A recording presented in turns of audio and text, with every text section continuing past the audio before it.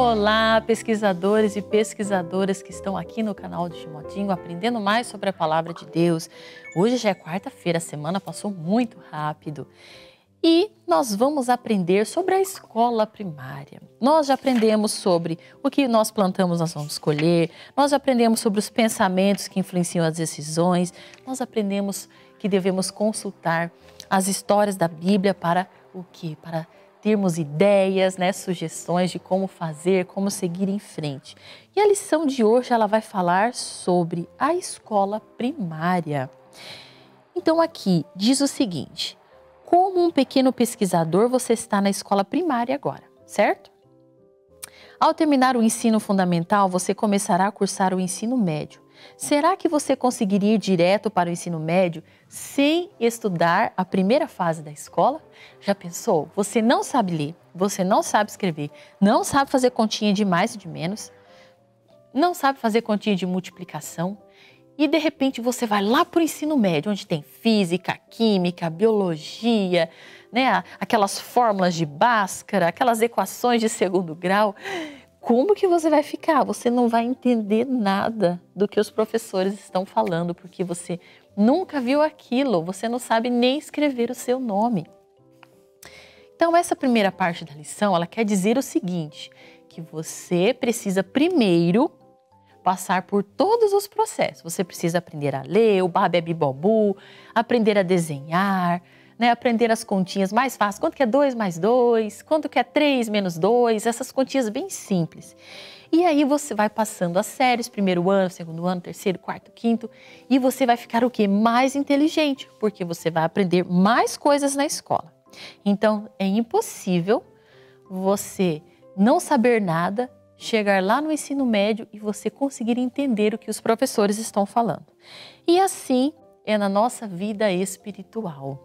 Tá? Diz o seguinte, o ensino fundamental prepara para o médio. Nele você aprende o básico, a leitura, a escrita, a matemática e ciências, entre outras matérias. Na vida cristã também existe um tipo de ensino fundamental. Qual seria? Ele é conhecido como a escola do sofrimento. A história da vida de Davi nos ensina que ele estava próximo de Deus porque passou por muitas aflições. Quando era menino e jovem, passou por muitas aflições. Salomão, no entanto, teve uma vida fácil, cresceu como filho do rei. Olha como é importante para os papais que estiverem nos assistindo aqui. Por que será que Salomão teve tantos erros na sua vida? Porque ele foi criado como filhinho do rei, Ou, como diz hoje, o filhinho do papai e da mamãe. Por não ter passado por angústias quando era menino, Salomão enfrentou muita dificuldade para lidar com as tentações e o pecado ao se tornar adulto.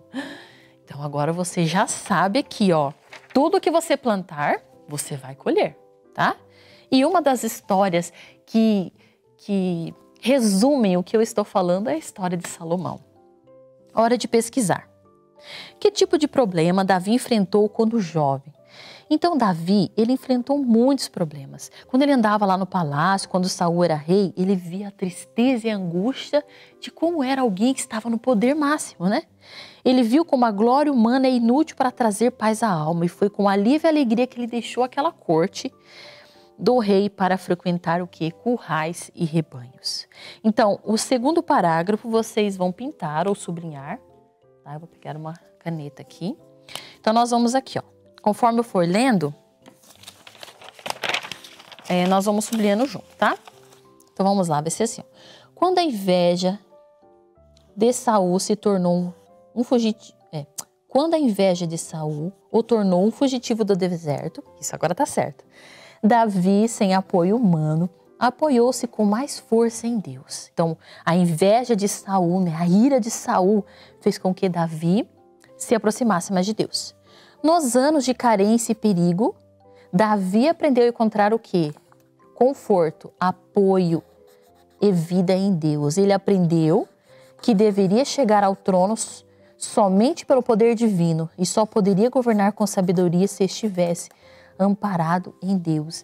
E continuando, vocês vão continuar sublinhando. Foi através da formação na escola do sofrimento e na angústia que Davi foi capaz de deixar este registro, embora manchado no futuro por seu grande pecado, que executou juízo e justiça a todo o seu povo. Então, crianças, olha só.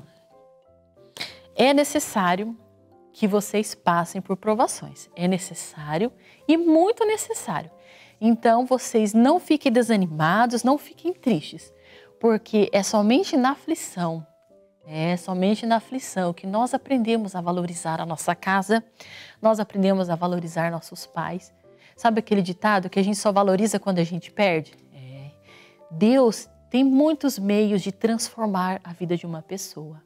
Nós não entendemos os seus meios, mas os pensamentos de Deus são mais altos que os nossos pensamentos. Lembra que nós aprendemos esse verso? É muito lindo.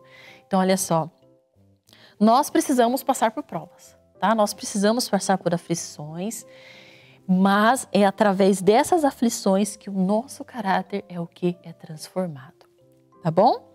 Número 2. Em que sentido os anos da infância e juventude de Salomão foram totalmente diferentes? Em que sentido? Vamos ver aqui? Porque nós estamos comparando o filho com o pai, tá?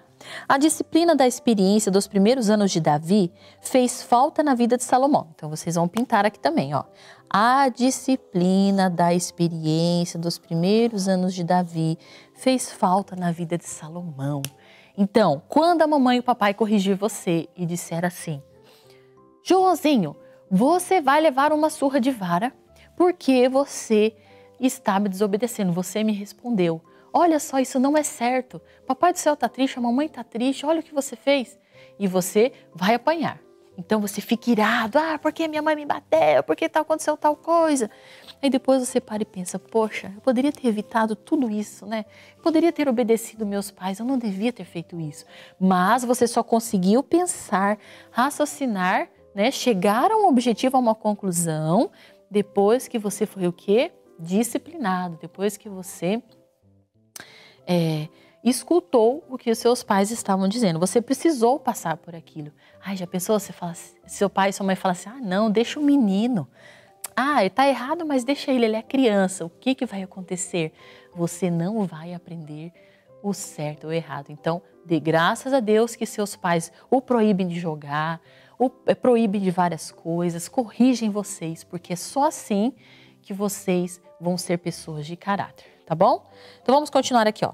Nas circunstâncias, no caráter e na vida, ele parecia o quê? Favorecido, porque ele era filho do rei.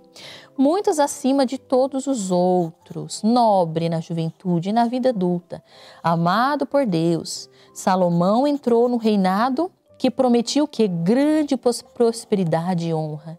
As nações se admiraram com o conhecimento e a visão do homem a quem Deus tinha dado sabedoria. Mas olha que triste. Mas o orgulho da prosperidade traria o quê?